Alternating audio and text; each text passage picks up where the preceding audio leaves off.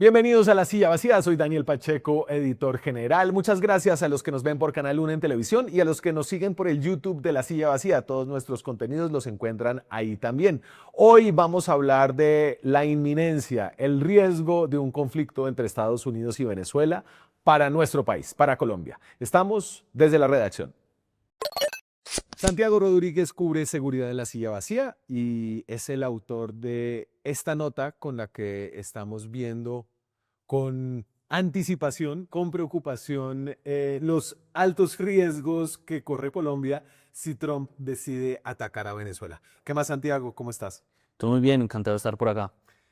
A ver, no es como una opción lejanísima, creo que hay que poner en contexto a la gente sobre lo que está pasando en el Caribe, y tú lo haces con este mapa que bueno, la prensa internacional está como detrás de eso, ¿no? Este mapa le da a uno un poco la sensación de la seriedad y la inminencia de lo que puede pasar en el vecino país. Sí, digamos, este es un mapa de Reuters, de la agencia Reuters, que pues digamos un poco muestran eh, todo el despliegue militar que tiene Estados Unidos en el Caribe, muy cerca de Venezuela. En la última semana, Daniel, eh, hubo varios sobrevuelos de Sí. bombarderos B-1B de los Estados Unidos, movimientos de barcos en el Caribe, muy cerca de Trinidad y Tobago, en Puerto Rico, y además el anuncio de Donald Trump y del gobierno estadounidense desplegar en el Caribe el portaaviones más grande y más poderoso que tiene esa flota naval, que es el Gerald Ford, y que en la última semana empezó su camino. Y ahorita lo ponemos, tengo aquí como una mirada un poco histórica que hace CSIS, que es un centro de estudios estratégicos, un centro de pensamiento gringo, que publica el informe. ¿Cómo es que se llamaba? Era como Un paso más cerca de la guerra, o sea, como el portaaviones Gerald Ford, un paso más cerca de la guerra. Y entonces, Tormenta del Desierto, que es la barra de abajo con que muestra cómo Estados Unidos generó una fuerza militar antes de desatar como la guerra en ese momento contra Irak. Sí, la guerra del Golfo, la del 91, sí. Luego Granada, que fue una operación militar en el Caribe en el 83. Lo más reciente, un poco para comparar, es Panamá, que tenía un barco grande ahí y una cantidad de tropas, pero pues lo que vemos hoy es que son las dos barras de arriba, es que hay una fuerza similar. Pues o al menos no ha habido como una aglomeración de fuerza militar en ningún lado del mundo tan grande como la que hoy hay ahora frente a Venezuela. Si se compara en términos históricos, habría que irse a la Guerra del Desierto, a la Desert Storm. Sí, así es. Y digamos, ahí este centro de estudios muestra como el impacto que va a tener la llegada de este portaaviones que mencionamos, porque no solamente es el portaaviones, que es el más grande, el más poderoso, sino que son sus escoltas. Normalmente este grupo es como una flotilla que está desplegada en el Mediterráneo, muy cerca de Croacia, y que Estados Unidos saca de allí. La flotilla, digamos, servía, digamos, para tener Pues en el Mediterráneo está cerca de Israel. está cerca de Ucrania y de toda la guerra ahí, o sea, de dos puntos muy estratégicos para Estados Unidos, y lo saca de allí con tres barcos escoltas, y ya empezamos a ver ese movimiento en el Mediterráneo. Y hoy, hace 5 horas, emitió una señal de que ya había pasado el estrecho de Gibraltar. Que es súper interesante que uno puede ver estas cosas en tiempo real con unas herramientas que, bueno, que tú sabes usar. Este es, por ejemplo, el Gerald Ford y la posición. Este es el Gerald Ford pasando por el estrecho de Gibraltar, Ajá. y se ve en el mapa su ubicación casi que en tiempo real, ¿o no? Y entonces ahí en tiempo real, pues, o casi real al momento en el que estamos grabando este programa, Hoy estamos en qué, voy a dar la fecha, un 4 de noviembre, Sí, sí, sí. para que no haya malentendidos ahí. Entonces es la flechita que está en ese mapa saliendo ahí del Mediterráneo y en camino a el Caribe. Así es. Este es una página, una plataforma que permite ver imágenes satelitales y cuando los barcos no siempre tienen como los aviones una señal que se puede transmitir.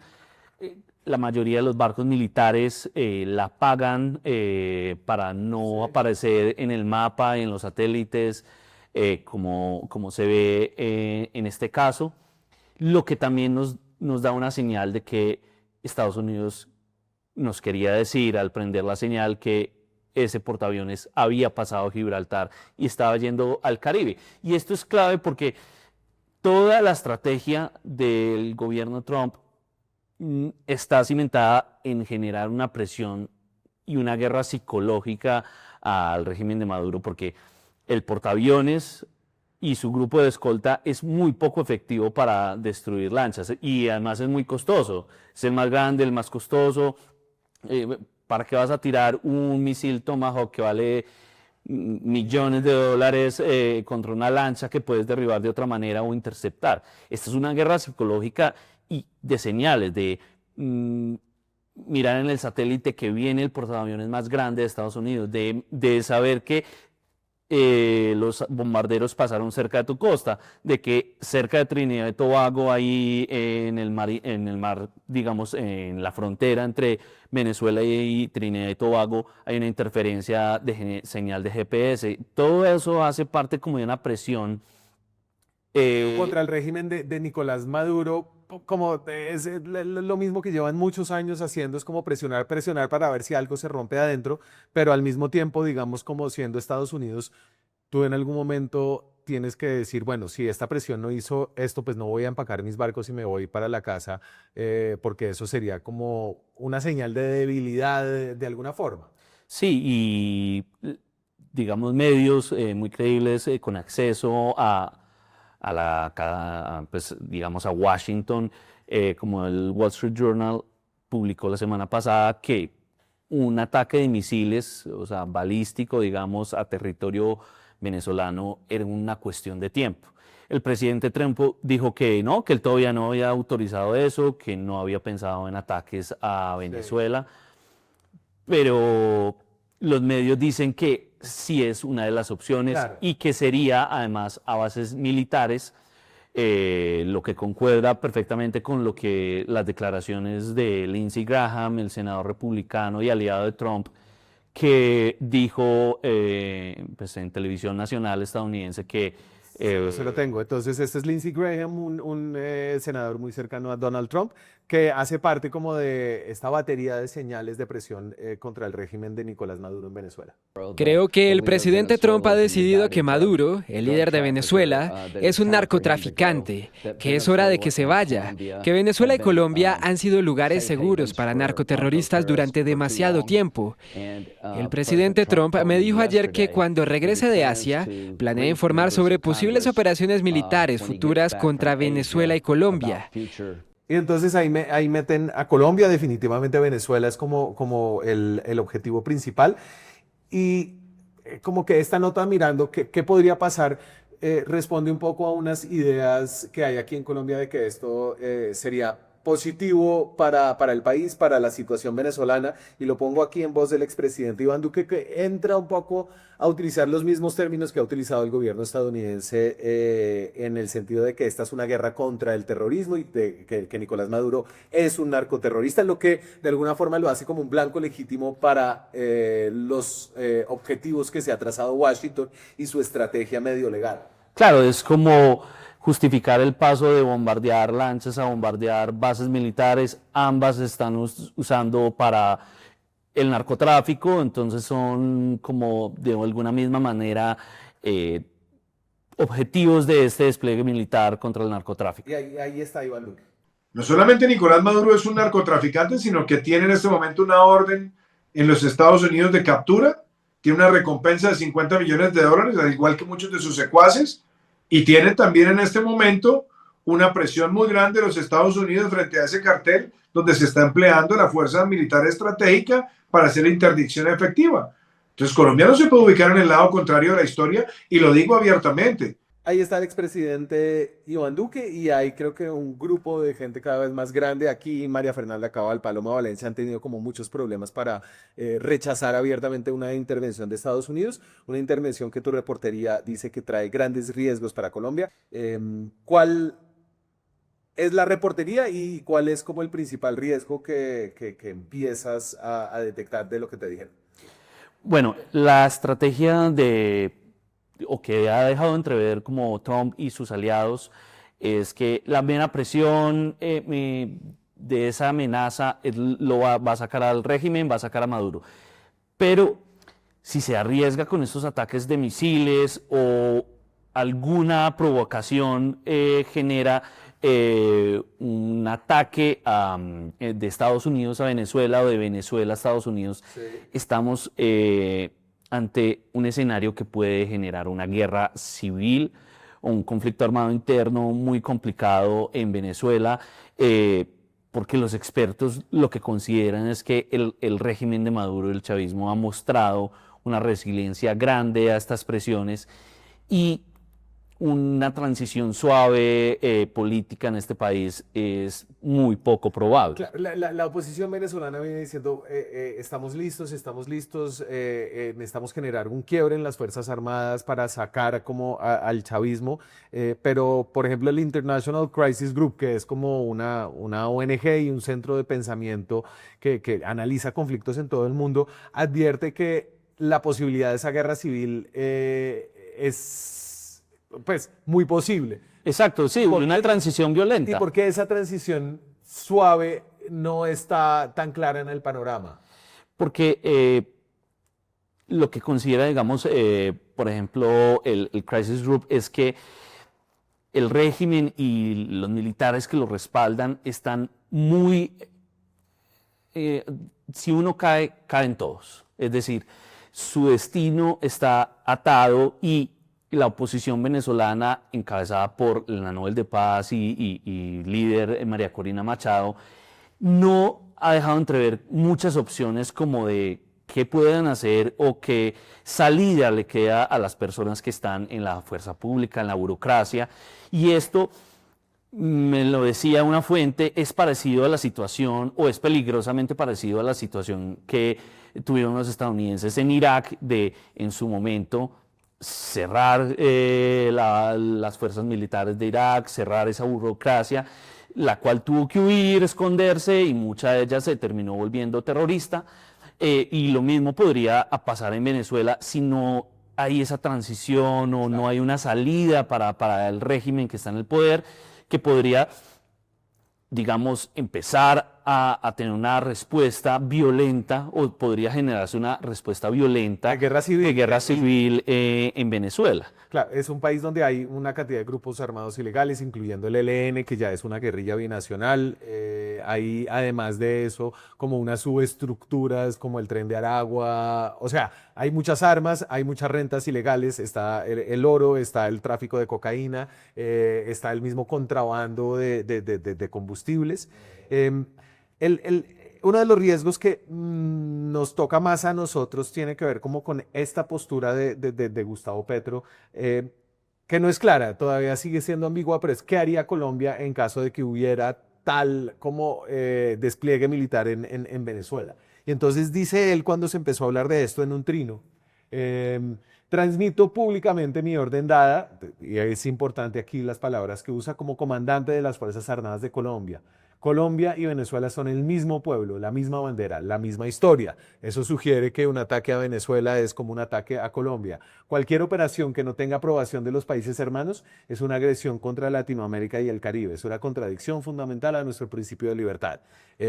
Y uno de los riesgos que sale acá, hablaste con militares con mucha experiencia, como el excomandante de las fuerzas, el general retirado Mejía, Alberto Mejía, y entre las cosas que dijeron era como aquí puede haber unas tensiones entre las fuerzas militares y el presidente.